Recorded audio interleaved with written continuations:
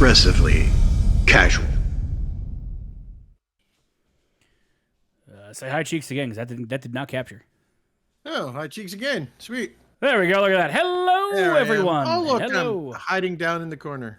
Yeah. You've been relegated to the corner. Enjoy the corner. Right? Nobody puts Cheeks in the corner. Well, okay. Well, welcome apparently everyone. They do. Yeah, right. Apparently they do. Welcome everyone to Aggressively Casual episode 2. I'm as always Freebird, and with me to my internet corner is Cheeks. Say hi, Cheeks. Hello. Here we are. So it's been about 3 weeks since we last recorded an episode. It's my fault because I moved. Yeah, good What job. a great idea! Let's launch a podcast and then have Let's launch the a host bi-weekly podcast and keep to the schedule. Lose the schedule right off. Yeah. Good job. Well, you know, I moved, and moving was more stressful than I thought it was going to be. Yeah. And then we had this hurricane show up, and right before I was about to move, I don't know if you remember that. And then we're getting another one this week. Hey, I was gonna say now you're fixing to have another one. That's great. It's great. I love it here. My wife has already asked if you have left the state. No, we will not be leaving the state. We Yeah, will. Well, We have shutters being put up on the house tomorrow just to be on the safe side. But realistically, by the time it reaches us here on the opposite coast, it's just going to be a bunch of wind and rain, and we that's should what you be said okay. last time. And we were mostly okay. The power outage sucked, but I mean there was nothing I could do about that. But other than that, we were okay. So you had something you wanted to talk about tonight. Well, I mean, let's talk about what you got up here first. I mean, it looks to be September was a fairly busy month. September was an insane month for video games, and October's looking even crazier. What's coming up in October at this point? Do we So, have that up? Yeah, I can pull October. I wanted to talk about 2 of the games that I played that released last month that I haven't talked about on stream yet. Okay. Last night I did a little, quick why don't we try episode of Disney's Epic Mickey Rebrushed, which is freaking phenomenal. Pretty good, yeah. Really fun, and it's out on everything: PS4, PS5, Switch, Xbox, all of the Xboxes basically. If platforming is your thing, you should probably check it out. If platforming is your thing and you're a Disney fan, definitely should take it out. Definitely check it because there's a lot of Disney, classic Disney Easter eggs in there that are just wonderful. If you're a Disney fan or if you're a platforming fan, then you should probably check it out. If you are both, then most definitely check it out. Yeah. Pal World dropped on PS5 as a shadow drop right after that lawsuit was announced. That's hilarious. Greedfall 2. Hey, bro. Greedfall 2 came out on early access, which apparently is awful. Okay, let's address this for a sec. Sure. I don't know that it actually. I haven't picked it up yet. The problem is I don't know that it's awful so much it is different, because they changed the combat completely. Apparently, and that's what the stuff that I've seen, the videos I've seen on it, the reviews I've seen on it, have all harped on the combat changes. And it's not that they're bad so much as they just don't like them. They preferred the original combat. Well, fair, but I mean, if you take away, hey, Okie Tony, if you take away what people are known for. I'm not saying it's a grand idea to change the combat in a game. This may have definitely been a case. If it ain't broke, don't fix it. Right. Because I remember I think I watched Co-Carnage play like this on some a developer, closed stream interview thing, whatever. Right. And he was special secret stream. And he was griping about the combat a little bit, and I was like, if Co doesn't like the combat, I'm not going to like it. Right, but that's the thing. Most of them I've seen, and until I try it, I won't be known for sure. Fair. I didn't put a ton of hours into the original Greedfall. I mean, okay, by ton, I mean, like hundreds. Right. I was plus 100, but not. I don't think I got to 200, and that's not because it was a bad game. It's just because I'm easily distracted. You never. How many games are you playing right now? Technically, right now. Just 2 on the regular. Fair. But that's just because we're waiting for the episode to drop tomorrow. In Destiny. Yeah, tomorrow. Which is tomorrow. There's a few other things that I'm waiting on. Now, don't get me wrong. If you look at my desktop and see what all is installed, Well, you know. There's a few things installed there. Yes, But right now, for the most part, it's Avorion and Secret World Legends. fair. But just because that's what it is. There's still I've got Diablo ready to go Yep. as soon as they actually turn that loose. Um, and then there's tons of stuff. We're just not going to talk about the delay again. Right. Hopefully it won't be that long. They did Right. say they still expect to be up this evening. Yeah. At this point I'm like, well, I probably won't be playing this evening. But yeah. So what was the other one you wanted to talk about? The Legend of Zelda: Echoes of Wisdom, which is a phenomenal game. That should be more up Okitoni, his alley. That game is, oh man, that game exactly. That game is. I have sunk so many hours into that game just finding all the little things you can unlock. Right. Like it is a wonderful, wonderful game. I mean, it's a first-party Nintendo game. They're generally pretty good, but it's a Zelda game. I mean, it's like, but it's a Zelda game where you play as Zelda. Sure, I get that. No, my point is, it's probably not going to be bad. Yeah, fair. Fair. It may be like more of the same, right? But that doesn't mean it's bad. Now, right? The one thing I haven't checked out yet that I need to is the Starfield DLC. Yeah, see, I haven't seen anything good about that, and they have dropped the ball.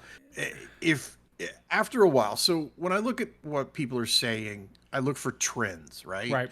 Because you're always going to have your outliers. Somebody's going to be like, "This is the greatest thing since sliced bread."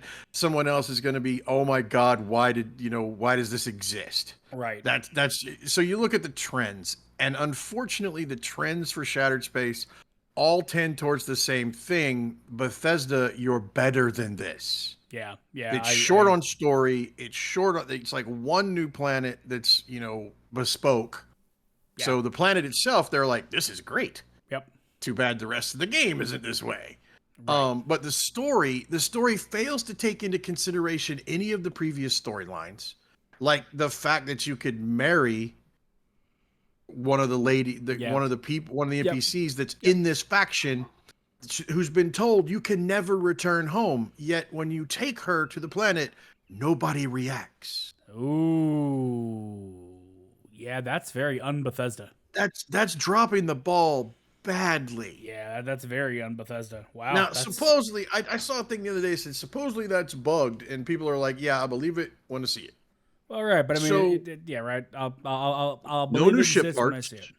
But. No new ship parts. No new ships in a game that one of their big features is building ships. Right. That's So yeah, it just seems like they've dropped a ball on this, and it is very disappointing. Yeah, so let's see what's in October.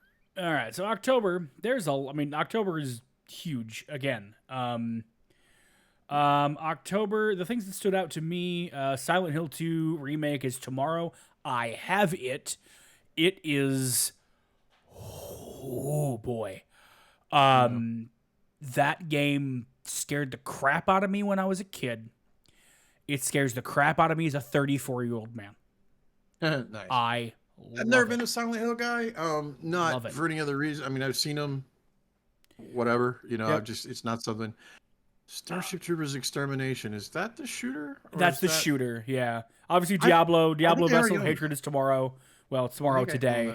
Technically, it's today. It's tomorrow for the rest of the world. Yeah. Yeah. I own the Starship Troopers game. I'm interested to see what that's like coming out of early access. Yes, I do. Yes, Stu and I think you and Stu and I bought it. We played it once. Yeah. Because it was early on and it still needed a lot of work. On consoles. Go ahead. Sorry. I did like some of the elements of that game. With it's kind of Starship Troopers Fortnite in a way. Right. And what I mean by that is you can build. You have to build as well as shoot. Yep.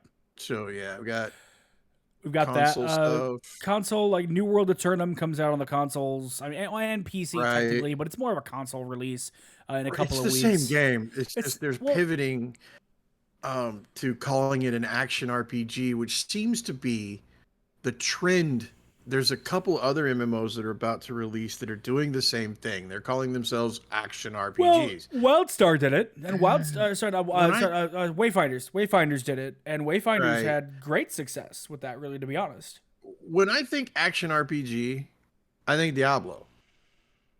Yeah.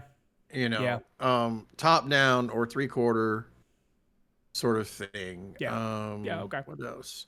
The Teenage Mutant Ninja Turtles one might be interesting. It might be a train wreck.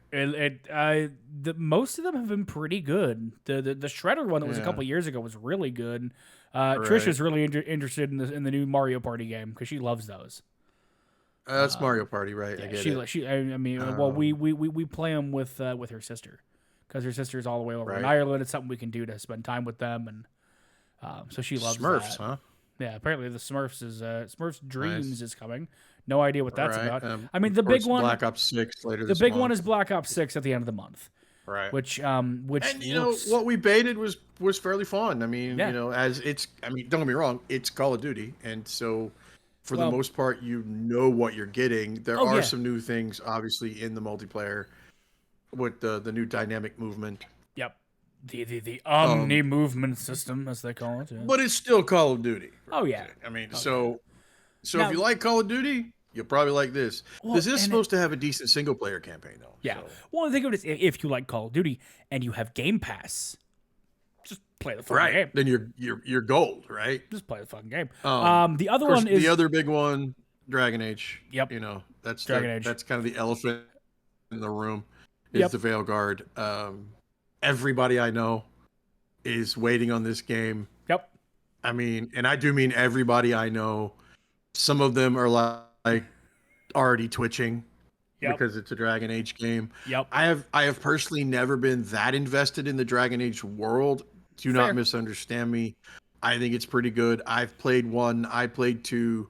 I finished both 1 and 2. I can't remember if I finished 3 or not. I think I got distracted before I finished it. But again, I'm not a completionist. I play a game until I get bored and then I move to something else. Sometimes that's faster than others. Right. The one I'm really interested in seeing seeing the reviews on at the end of the month is the Batman Arkham Shadow VR game. Yeah, that'll be interesting. I'm really interested to see how that plays. Back to Veilguard for a second. Yeah, go ahead. Yeah. I've seen some screenshots of the changes that they've made to the way races and things like that look. Yeah. And some of them have made me go, "What?" Okay. Huh? Okay. We'll see what happens in the game. But yeah, I love the Arkham games, so that'll be interesting. Unfortunately, it's MetaQuest 3 only. Right. But honestly, that game and its reviews will decide whether or not I upgrade to a MetaQuest 3.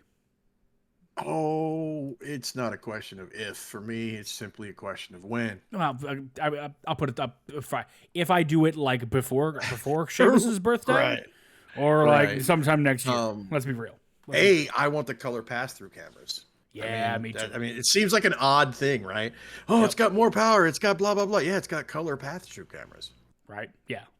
Mainly because there's a drone, or let's call it a quad simulator out there called Liftoff. Okay. It's a great simulator. I love those guys. They have a version that they are coming out with for the MetaQuest 3 that's AR. It uses the pass-through cameras. Well, that sounds so. I'm interested in that, but it is only MetaQuest 3. I complained to the couple of the guys I know in the company about. Come on, man, help a brother out. I suppose. Because of the processing power. I was gonna say, it has to be the processor because you could buy the 3S, but why would you? Because the 3S is the same lenses as the 2, and the lenses on the 2 suck. I'm like, look, if you're gonna cut corners, I get it. And here's the thing. I find the lenses on the 2 are far better than the lenses on my original Oculus. Well, that's very true. But the lenses on the 2 for me, because of the way my eyesight works, it's way too blurry if I'm not looking dead center at what I'm supposed to be looking at. I don't have that problem. The lenses for me were better than on my Quest 1. Yeah. So yeah. But it is gonna greatly determine on the problems with your eyes. Yeah. What exactly is your particular flavor of I can't see crap? Will change that. Well, there is a company that does make lens covers, Yeah, prescription they lens do. covers. Yeah. When I get the Quest 3, I will get those lenses as well. I'm really Right. eager to see how those work. Because these glasses don't fit in my Quest 2. Right. Well, mine don't either, but I don't need them, and mine are just readers for now. I have to really Fair. get to the doctor at this Fair. point. I'm getting old. I need progressive lenses. Oh my god, you are getting old. Yeah. All right, so Uh, moving into the thing you wanted to talk about this evening, and it's something that I think with Diablo, for launching a new DLC and Destiny 2 launching its newest episode tomorrow, I think is something that we could get stuck into for hours and hours if somebody lets us. right. But Well, and with Space Marine recently releasing, true. it's the same kind of Yeah. deal. So we wanted to talk about world building and does lore matter? And my thing that I've noticed in the past few years is that video game companies want to create what they call like a multimedia experience or an all-encompassing experience for their titles. Right. And they, for whatever reason, instead of building the lore inside of the video game like they used to, or world building inside of the video game, they're going to world build with a podcast and a book and a web series you should watch and all these other things. And it's like they want you to do work so that the game doesn't have to do work for you. Or even worse, make your player base collate your old lore so that people can even get to it. Fair. Destiny. Fair. Destiny. Listen, look, I love Bife as much as the next man, but at the same time. But here's the thing. Bife didn't have to exist. Correct. But for Destiny, he does. He's absolutely has to exist. Yeah, absolutely. Because finding the Destiny lore is like, I'm like, that's almost it's just like, guys, just put it where you can find it. Yep. Because Destiny has great lore overall. The story is good. Yep. And it's deep. And there are things in the lore that can enrich the experience. The thing about that, first of all, I am firmly on the standpoint of lore is good. Mm-hmm. World building is good. Yep.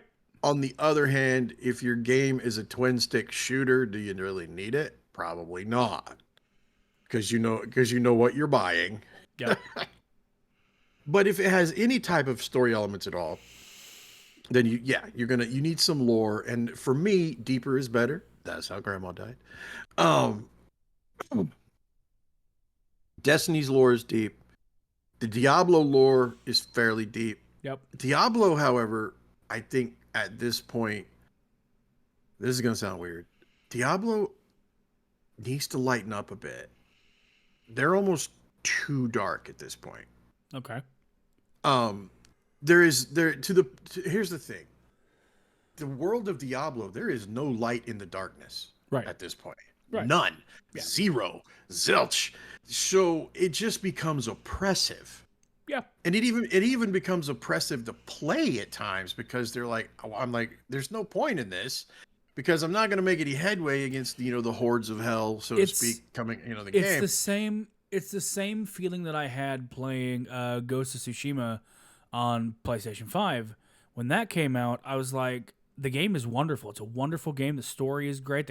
I love everything about the game, but I could only play it for like a limited amount of time. I couldn't get fully engrossed in the game because everything felt so heavy all the time. Yeah. Heavy. Heavy is a good word all for the time. And Diablo lore is a heavy game. Yeah. Just brutally heavy. And Space Marine, 40K kind of has that problem. And 40K is leaning into that problem, whereas they didn't used to have this problem. Yeah. There was some light in the darkness. Yeah. It was individuals for the most part, because none of the 40K is like the grayest universe out there. Yeah. There are no good guys. No. Period. Not even the Imperium of Man. Not good guys. Not at all. No. But there were some lights in the darkness of individuals within the factions, except Chaos. But Fair. But lately, the last few editions, they've really been kind of leaning harder and harder and harder and harder into that grim dark, and it's just to the point where again, it's almost just too heavy. Yeah. You don't want to invest. Right. Well, it's the and part of that, honestly, I think is like you and I've talked about this offline before, the way that like Game of Thrones changed television, right? Right. To where like every show suddenly had to be, they had this Game of Thrones level event at the end of every season. Right. Like I think that we're seeing that translate into video games now, where everything has to, one up the next the thing that came before it. Sure. And the problem is you get into power creep, and eventually you're like, where do you go from here? Right. We talked about this before. Destiny has this problem right now. Where do you go? We defeated darkness. Yep. I mean, the literal darkness. Yep. You don't go up from there. No. There's only one way to go for a while. Game of Thrones has that problem. Well, and Game of Thrones has another problem. Overly complicated. Yeah. There's a thing about that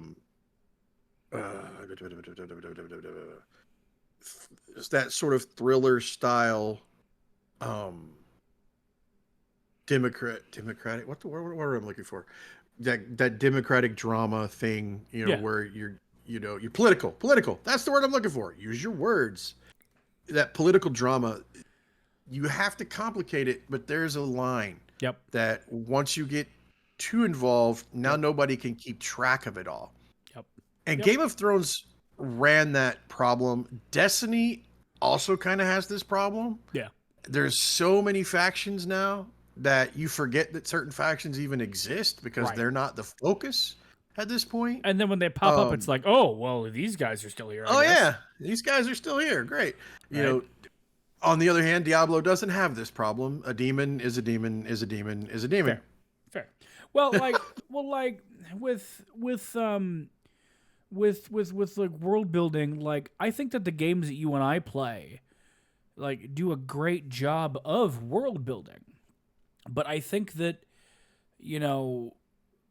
I think that they tend to lean now too much into tell, not show. Right, and it should be show, not tell. And it should be show, not tell. But there's also the other side of that coin. Elite Dangerous. Elite Dangerous has some fabulous world building and lore. Yep. But it's really hard to find.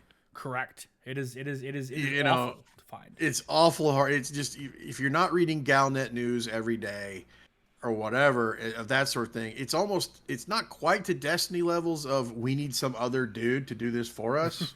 Right, but it's close. But it's not that far off, and it has fabulous lore. There is a whole novel series that's written in that world, and don't get me wrong, I don't have a problem with books. I have read many a World of Warcraft book in my day. Same.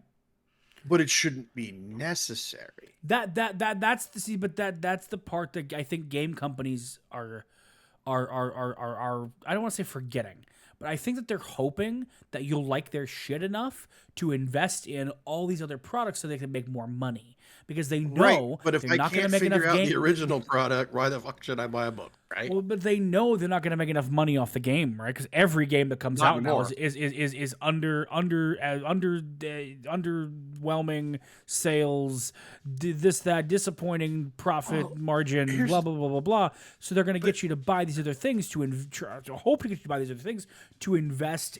To recoup their investment. But that being said, if they just made a fucking game you cared about in the first place, right, you wouldn't have this problem. Well, you wouldn't have this problem. Part of this problem, and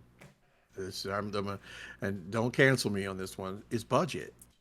Yep. Oh, absolutely. When your budget is $400, $500, $600 million, What was it they said Ubisoft spent on fucking Skull and Bones? 400 million. Like $400 million. Well, no, Okay, Skull first of all, where? Right, where? But Please at the tell me same where. time, but at the same time, when your budget is that, you're never gonna make that back. It's just you're never, not. Never. There's no amount of sales. Games just don't work that way. The budgets have gotten too high. Yep. And they need to bring it back down. They won't, because now you're in a descending spiral. But it needs to come back down to a regular thing. What you were saying, concentrate on making a game I give a shit about. Right. Well, because the thing of it is like, look at we've used this example before. Look at Helldivers. When that game came out, it was a $40 fucking game, right? That I paid $60 for, because I saw it and was like, I want to spend. I will spend the money on that. Right. And we had a good solid month of that was pretty much all you and I did. Yeah, that's all we played. That's all we played. Like that doesn't happen to me very often anymore. The closest thing that's come for me lately is a World of Warcraft, because the expansion's fucking great, and Avorion. All right. And even then, you've got 3 times the hours in freaking Avorion that I do. Well, that's just because I have an unnatural love of space and survival games. You have an unnatural love. Is that what I heard? Unnatural. Yes, I have an unnatural love for open world survival games, and if it's a space game, oh my god, curtains. Right, curtains. And here's a game with very little story on the surface. That story becomes what you're making it in your head, and I like that too. Yep. I'm gonna geek out for a second here. My main ship in that game, I have a whole backstory for it in my head. I have, why they're out doing what they're doing. That sort of. I did the same thing in City of Heroes. Every hero I created in City of Heroes got an origin story. Man, we need to. Speaking of City of Heroes, we need to jump into that private server. I have it. So it's been sitting on for a while. I don't play it that much. Because nobody else I know plays it. So I'm surprised at all the people that you and I know that said they would play it if it came out. Don't play. Well, the thing is, though, this is still an emulator. It isn't a support. It's a sanctioned emulator. Don't misunderstand me. Correct. But it's still an emulator. It's not the company really get behind it, put some infrastructure behind it. Yeah, that's true. That's true. But yes, it's a sanctioned emulator, which is great. I was glad to see them do that. Yeah. Now just give me Dungeon Runners back, and Auto Assault. I had a lot of fun in Auto Assault. But another game that has a story. I'm not quite sure it's a good one, but could be translation issues. Is First Descendant. Oh yeah.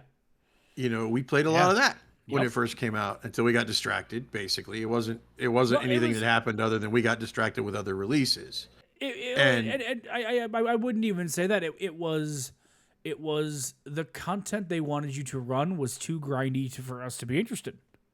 There was that, and we had progressed as far as we could with our small group. Yeah, and then it was okay. Then we were waiting for the content to come out, and then the first season was terrible by all counts. Yeah. Terrible. I played a little bit of it. It was samey, but yeah, hopefully they can right that ship. Going forward, we'll see how that works. Yeah, I hope so. But they've got world building. They've got things that are happening. Right. I like it when in games when things happen around you, not because of you. Yep. Well, that's the whole reason I loved. That's the whole reason I loved like Vanilla WoW back in the day. Right, Vanilla WoW, you were just another dude. I mean, you're just this dude. Well, I mean, and even now, you're not really the chosen one. You are powerful as fuck, and you can do these amazing things, and you've done all these amazing things, but you're still not the game will call you champion, but it's because of all the things that you've done. It's not because only you're just one of you. Right, you're just one of 1,000 other guys. Yeah, it's only you who can save the day. No, the game doesn't treat you like that. The game has survived for 20 years. 20 years next month on you are one dude in a massive world of other dudes who all have to come together to save the fucking world. Just a dude playing another dude. Well, and EverQuest is the same way. Oh, You're yeah. not the chosen hero. You're just this dude, not in the world. Again, talk about a game with deep lore. Right? And it helps you immerse yourself in it. Yep. You don't need it. Some people don't. There are certain streamers, Destiny streamers that we watch who are like, oh, I love the lore, but they don't know anything actually about it. Yeah, they have no idea of the I'm not naming names. I'm not naming names. But, yeah. You and I both went to the same place at the same time. Right. But and people are like that too. They're like people that play 40K. I love this world, but I don't know anything about it. On the other hand, I'm that guy who will sit down, my friends and I in our gaming group, we would sit down and we're supposed to be playing the game, and it ends up just being this 4-hour lore discussion. But you know what? I would almost rather somebody admit that they love the world but know fuck all about it. Right. Than somebody go, yeah, I love the world and let me show you what I think I know but don't know. You know what I mean? Oh, absolutely. I think that applies to any type of thing though. It's like, oh, I love this music, but you've never actually listened to it before. Right. But yeah, it's definitely a thing. When it comes to is lore necessary? No, it's not necessary, but I think the general consensus is it certainly helps. Yeah, I don't think that lore is necessary. I think that world building is necessary because you have. Well, you have I to kind have of put that as the same thing. Okay. Because you're still. Hold, please. Yep.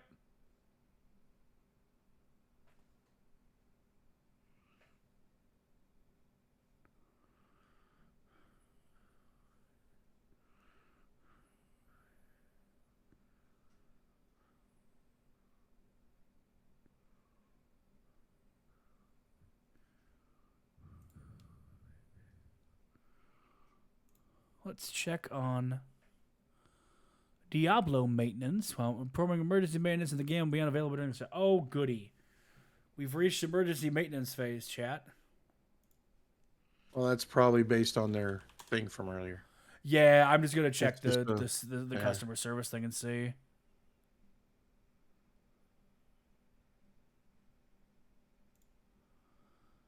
Let's see.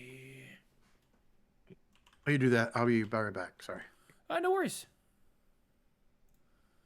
Let's see. Diablo 4 launch update. So an hour ago, we're still anticipating a short delay for the Vessel of Hatred launch. We expect to release the expansion this evening, but require additional time to ensure a simultaneous launch across multiple platforms.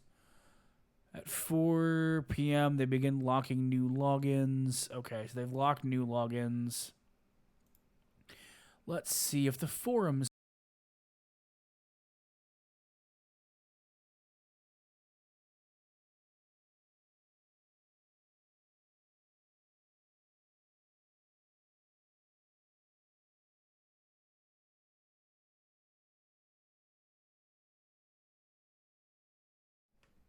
All right, I think we're back. So they did just put an update out a few minutes ago for Diablo.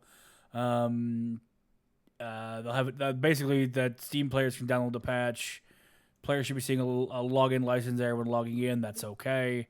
They'll have an update shortly on some timing soon. TM. So we'll see what happens.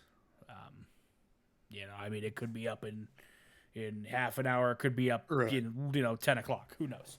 All right, it'll be up tomorrow. Yeah, it'll be up tomorrow. To be fair, the original release date was tomorrow. Correct. They tried to bump it to give people some time, but they may have tried to bump it to try to ease the servers too, which is another thing. Yeah, I'm like, at this point, you're a company the size of Blizzard. You know how this works. You need to prepare for it better. Correct. But it is what it is. What it is. Right. For all the shit that I give Diablo about the server issues, the WoW launch was fucking fine. So I don't know why they can't just take that team and go. Well, right. So why don't you just, have your launch team? It's like, okay, we're going to launch this, we're going to launch that. Right, or yeah, exactly. Have the same launch team across multiple titles, and then just take that team. You're going to launch this, that, the other thing, whatever. That would make sense to me. But I mean that's the way that we work at work. Is we have a launch team that handles all the launches across the company wide, and you they handle all the launches company wide, and they just get whatever the product is. They get an advance notice a week or so to prepare for the launch. And the launch happens. Right. And it works really, really well that way. Every time. Every time. Right. But it is what it is. Did you have anything else you wanted to discuss world building and lore? Well, I mean, like I said, there's two schools of thought, and then there's the place in between. I think for the most part, world building is necessary to really engage people. Yeah. But again, I think we're both of the same mind though that world building should happen inside of the game. Absolutely. Don't make me go outside of your game to try to find it. If I want to go outside of your game, that's great. Right? I'll give you an example. Like the original Halo did Right. an incredible job of world building, and then after that game went fucking gangbusters, they did books and comics and all that stuff. And those books and comics were fucking amazing, but you didn't have to read them to enjoy the game. Well, same thing with the World of Warcraft books. The same thing with the EverQuest novels that came out later. They're great, but you don't have to read them. You don't have to go anywhere outside of the game. And I like I like the fact that in EverQuest and in WoW games like that, I can pick up an in-world book. Yeah. And read the lore in world. Yep. That's just random book off the shelf. Hey, what's this? Elder Scrolls does this pretty well. Where everything is in the world. I was actually going to mention it's like Halo wasn't built on just the shooting. No, it was not. So, and most games, technically even Call of Duty does world building. Yeah. It's not. I wouldn't call Call of Duty's lore terribly deep, but it doesn't really have pointy bullets go into the other men. There's the Call of Duty world building. It's as deep as it needs to be. Some of the characters over the years have been engaging. Yeah, true. Gears of War did it pretty well in world. Yeah, where everything was came in from there. Going back to the Secret World. They also originally tried this weird ARPG thing outside of I remember that. It did not work too well at all. I tried it, yeah, and it was was a train wreck. I was very disappointed, actually. Back in the day. So yeah, it was not not great. But yeah, it was not great. So what else do we want to talk about? Oh man, I mean, there's a whole. I mean, we have an entire list. We have a list. My thing, I just when it comes to lore and world building, like yes, I agree that everything I agree it's needed. I agree that a game needs to give you that lore and that world building inside of the game. Because I'm tired of having to read or look at or do whatever, 40 different things to be able to interact with a game I want to enjoy. That's pretty frustrating. But also, if you're going to put your lore into your game, if you're going to do like the book thing, right? Mm-hmm. If you're going to do like a codex or whatever, make that thing fucking easily accessible, please. Okay. Right. Which I think is the thing that First Descendant did pretty well. Yeah, it's true. Everything is right there in the codex. You can find it. You can find, even outside of the lore, you can find where's this part of this thing that I need to go get. It's all just right there. Right. I would like to see more do that. I come from this world, of course, like, again, when you talk about EverQuest did not hold your hand. There were no exclamation points over quest givers' heads. Right. You literally had to go talk to everyone. Hail, hail, hail, hail, and hope and see if they talk back. Yep. Yep. Um, But that's also EverQuest is a product of its time. That's how it is a product of its time, and that's where I'm going. Yep. But Okay. WoW decided, hey, let's make that a little easier. Yeah. It's even gotten more so now where they're like, okay, here you choose that. Now here's a little path to get to the next guy. Yeah. EverQuest 2 did that. EverQuest 2 has the golden path that you can, but that's optional. You don't have to call that up. You can. I like it when it's optional. Fair. So if I want to do it the old-fashioned way, I can. But I'm too old for this shit. I'm like, no, if I need to go somewhere, show me where I need to go. Right. Secret World does that pretty well. It will show you for the most part where you need to go next, at least the general area. Now the investigation missions get a little bit less helpful because they're trying not to give that away. But First Descendant was At least it puts a marker up, The little game that we play, Black Ice, they put the markers up. I like that. Just because at the end of the day, I am still playing a game. I am still trying to entertain myself, once you get frustrated, you're just gonna log out. Yep. And the idea, especially in a game like, say, Destiny, where it has a cash shop, the idea is to keep people engaged, because the longer they're engaged, the more likely they are to open up the cash shop and see if there's anything they're interested in. Yeah. So keep me engaged. Guild Wars 2 does lore pretty well, I think. Yeah. In general, back to Bethesda. In general, Bethesda does it quite well in some of their worlds. I think they've done it. I think they've done it pretty well in all of their worlds. Yeah, pretty much. Even Starfield, the base game, you picked up on the lore. I like when some of that is organic. Like if you're walking along and you hear, there's been a couple games like this. I'm like where you can hear a piece of dialogue. They're talking about things that are happening elsewhere in the world, and that sort of thing. Fair.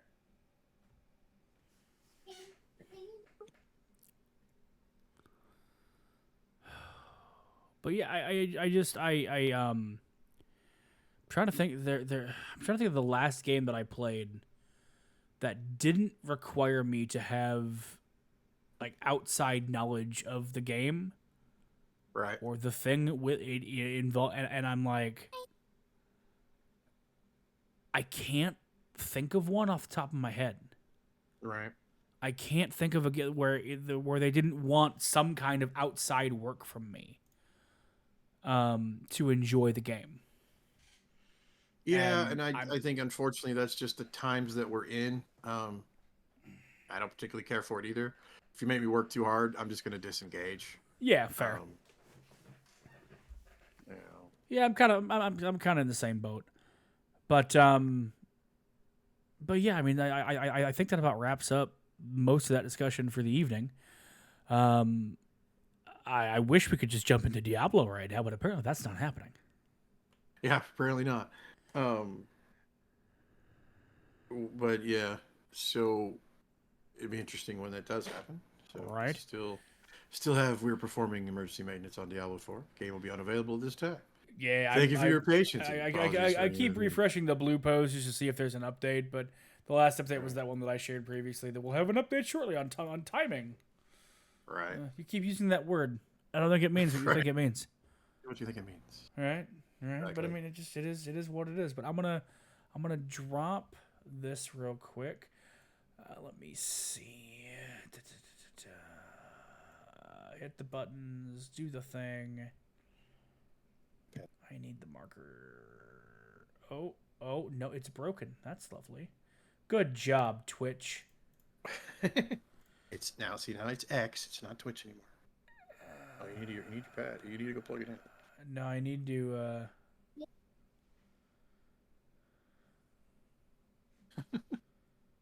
Wow. Oh, there it is. It was just hiding from me.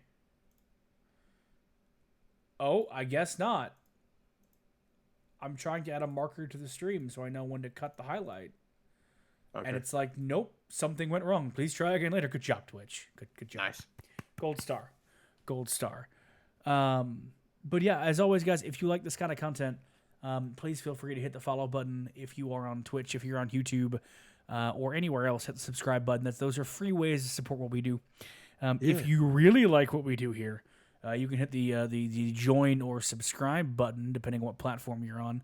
That will give you monetary options to support what we do. Exclamation point Discord in any of our chats will get you to our Discord server and all the benefits that are unlocked within. But as always, guys, I love you all very much. Say goodbye, Cheeks. Goodbye, guys. We'll see you guys next time. And I'll catch you guys in a couple weeks. Love y'all. This may be the last time you see me. This might be the last gig I do. At the end of today, I may just pass away. On the other hand, it might be you.